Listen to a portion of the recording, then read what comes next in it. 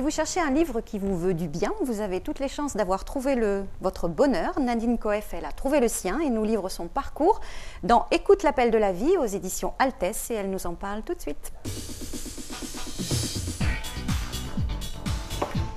Bonjour Nadine. Bonjour Christine. Soyez la bienvenue. Merci. Alors, heureuse qui, comme vous, avez fait de beaux voyages et continuez à en faire d'ailleurs? Je me suis un peu calmée. Pour l'instant, j'intègre. Alors donc, c'est un livre qui raconte votre voyage à travers votre vie, un peu comme une caméra embarquée? C'est exactement ça. C'est un voyage intérieur. C'est le résumé, le parcours de 10 années de recherche personnelle sur le sens de la vie, sur le sens de la vie et sur le divin, je dirais. Sur ce qu'est le divin réellement. Alors un jour, vous avez pris conscience que quelque chose n'allait pas, sans savoir qu'est-ce qui n'allait pas vraiment. Et là où les petits réglages ne suffisaient pas, vous avez dit il faut s'attaquer, c'est un grand chantier, il faut y aller j'attaque. Et ça a été comme ça la révélation. Vous êtes parti sans savoir ce que vous alliez trouver, sans savoir quel allait être le chemin, le temps qu'il allait durer, mais vous y êtes parti. Tout à fait. Le chemin a commencé avec une dépression. En 1994, au cours de laquelle mes questions existentielles d'enfant sont remontées à la surface. La vie, c'est quoi? Ça sert à quoi? Et moi, qu'est-ce que je fais sur cette terre? Et cette dépression a été salutaire et pour moi, ça a été vraiment le cadeau de ma vie qui m'a amené à me repositionner, à me poser les bonnes questions et qui m'a entraînée effectivement sur ce chemin qui a commencé par une formation de sophrologue où là, j'ai découvert l'expression de la vie et des techniques pour être bien dans sa peau, déjà pour commencer. Parce que j'étais hyper stressée, j'étais mal dans ma peau, mais j'en étais pas vraiment consciente puisque tout le monde fonctionnait comme ça, donc je croyais que c'était dans les règles de vie. Et puis j'ai découvert qu'il était possible de fonctionner autrement. Et puis ensuite, j'ai découvert, après cette formation de sophrologue, l'énergétique qui est à la base de la médecine chinoise et qui pour moi est une clé essentielle de la santé. Et puis nous discutions tout à l'heure du Pérou, je suis partie au Pérou, je suis partie au Mexique, j'ai rencontré des chamans, des hommes médecine, d'autres cultures. Je suis allée aux Philippines, rencontrer les guérisseurs philippins pour voir comment ils travaillaient. Et j'ai fait des comparatifs avec notre médecine conventionnelle.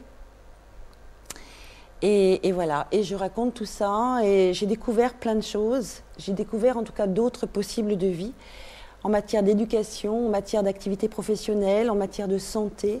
Et c'est tout ce parcours que je raconte et ces autres possibles que je dévoile.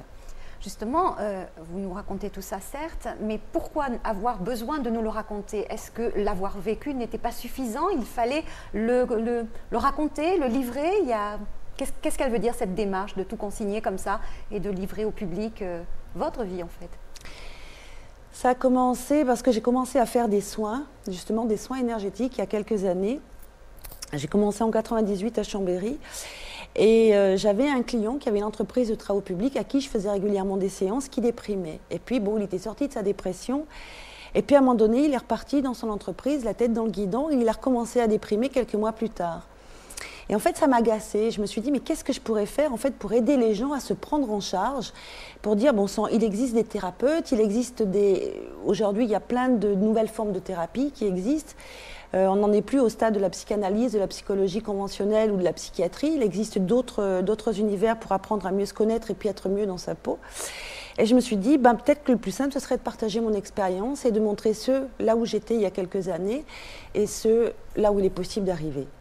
Alors, vous prenez le lecteur à témoin, vous nous interpellez, vous nous chahutez, ça vous démange tant que ça de nous secouer, de nous dire mais enfin, prends conscience de ce qui se passe dans ta vie, c'est quelque chose pour vous qui est important. Ça vous a secoué? Oui, vous m'avez secoué parfois, oui, bien sûr, tellement vous nous interpellez, vous nous prenez à témoin de votre vie, vous nous questionnez. Je veux dire que c'est un dialogue qu'on entame là, que vous entamez avec le lecteur, avec tous les lecteurs. Je suppose que si ça l'a fait pour moi, ça le fera ou ça l'a fait pour d'autres. C'est vrai, beaucoup de lecteurs m'ont dit qu'ils se retrouvaient en fait dans mon histoire. C'est-à-dire que ce que je crois, c'est que cette histoire n'est pas mon histoire, mais l'histoire de l'être humain. ce que nous vivons à l'école, ce que nous pouvons ressentir à l'école, et puis que nous oublions, parce que vers l'âge de 6-7 ans, nous nous construisons une personnalité, et de fait, nous occultons, je dirais, le ressenti de la petite enfance. Mais les souffrances qu'un enfant ressent lorsqu'il apprend à lire, à écrire, lorsqu'il a de mauvaises notes à l'école, tout ça, ce sont des choses qui s'impriment dans la conscience, et dont nous choisissons de nous couper à un moment donné pour nous adapter à l'environnement dans lequel nous évoluons. Mais il n'empêche que tout ce passé reste imprimé en nous. Et chez la majorité des adultes, le stress, puisque le stress est devenu un mot à la mode, mais je crois que les difficultés existentielles de l'adulte sont avant tout celles de l'enfant que nous avons oubliées. Donc c'est important en fait de faire des retours en arrière, comme ça, de retrouver l'enfant que l'on a été pour lui donner ce qu'il avait besoin pour que l'adulte puisse s'épanouir dans sa vie. Alors vous nous chahutez jusqu'au bout, puisque le livre, vous ne le terminez même pas. Donc ça veut dire qu'en plus, il va y avoir un second opus. Alors c'est parti, vous êtes lancé sur les traces d'une carrière d'écrivain. Ça y est, c'est... Peut-être, oui, j'aurais pas imaginé ça il y a quelques années, mais comme quoi, la vie apporte régulièrement des surprises, et je suis ravie de m'être découvert un talent d'écrivain, en tout cas. J'en suis très heureuse, et effectivement, le tome 2 est en cours, et il y aura même un tome 3. Merci beaucoup Nadine Coef et bonne continuation. Avec grand plaisir et merci à vous.